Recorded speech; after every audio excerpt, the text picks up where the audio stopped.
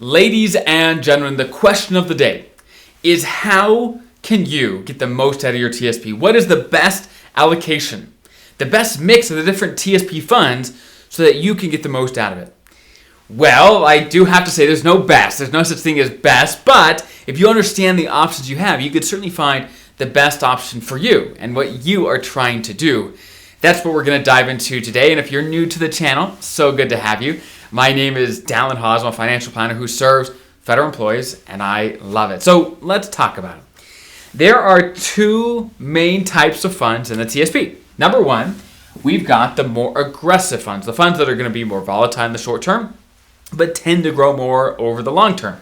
That is the C fund, the S fund, and the I fund. C, S, and I. These are stock-based funds. They're in the stock market. That's what they are. And over time, the stock market, at least historically, has done quite well. But in the short term, there's lots of ups and downs. That's very, very normal. However, the other class of funds is the G fund and the F fund. And these types of funds are bonds. They are more stable, but they don't grow much over time. So each of these types of funds has pros and cons. Here, if you have too much money here, your money doesn't really grow much after inflation, and over time, inflation will eat your lunch, especially over a long retirement. If you're too far here, and you're getting close to when you need the money, then it may be, let's say there's a lot of volatility, and we're down here at the moment, and you're retired, and you got to pull money out when the market's down. That's painful. We don't want to do that, right? You'd rather wait till it recovers, and you could pull it out when it's just worth more, right? So there's pros and cons either way. But let me give you some generic advice. Again, I am a financial planner, but I'm not your financial planner. So take this with a grain of advice. This is just education. This is not individual advice. So if someone is, as a general rule of thumb, far from retirement, let's say 10 plus years from retirement, just staying in the CS&I is what I would do. Okay, again, this is what I would personally do. And this is what I personally do since I, being a young person, am far from retirement. So, being in the aggressive funds while you've got lots of time is perfect because guess what? Even if the market goes up and down, you don't need to take the money out anytime soon. You don't need to take the money out anytime soon. You can just ride the waves. Ride the waves of the market. If it goes down, great. If you're still working, you are contributing money when the market is down, which is actually a good thing, right? For example, when the market goes down and you're putting new money in, you're buying at that low amount. For example, if you go to Walmart and you buy apples for $1 a pound and then next week it's 80 cents a pound, great, you're getting a bargain. Okay, that's what we want. When the market goes up and down, being in the CSI when you got lots of time is fantastic.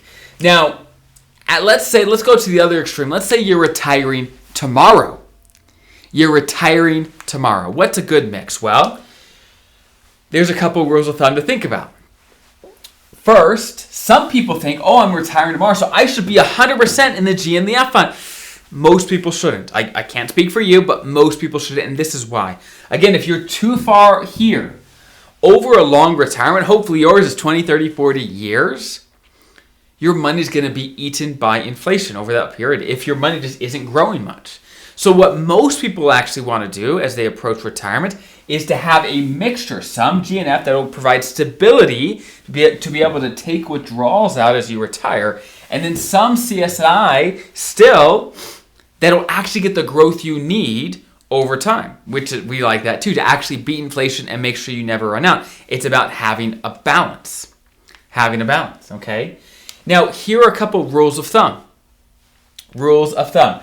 A very generic retirement allocation that some people use is when people are retiring to have 60% of your money here in the CS&I and then 40% of your money here in the G and the F. Okay? And generic rules of thumb certainly don't make sense for everybody, but I'd like to put that in there just to give you a sense of where normal-ish is, okay, for retirement planning. But keep in mind, you may want more money in the G and F fund if you're planning to spend a lot of your money in the short term. For example, if you're going to take half your TSP and go buy a vacation home in retirement, you may need more that's on the safer side if you need it sooner. But on the other side, if you don't plan on really spending much of your money early in retirement, maybe you could have more over here because you don't need the stability because you don't need it soon. Right? It's about finding a balance. And again, this is not personal advice. This is just getting you in the ballpark, right? Getting you in the right ballpark. Because if you're in the right ballpark, at least you're close-ish. Okay, close-ish. So these are the generic pieces of advice. If you are far from retirement, we want to be focused on the things that are growth. At least I would. I would want to focus on the things that are actually going to get growth over time. If you're really close to retirement, you want a nice mix. And as you're approaching retirement, for example, let's say, like I said, if you're 10 plus years out, you want to focus here. If you're at retirement, you want a nice mix. What happens if you're within 10 years of retirement, right? What if you're 8 years out? Well, you probably don't want this much in GNF-ish normally, but you want to start getting there, right? Start introducing some GNF as you approach retirement, okay? That's the idea. That's the concept. Again, these exact percentages are just total rules of thumb, ballpark things, okay? Don't take them as law because it's not that. I like to try to be as specific as I can be without, of course, trying to, I try to be clear that this is not right for everybody because it's certainly not.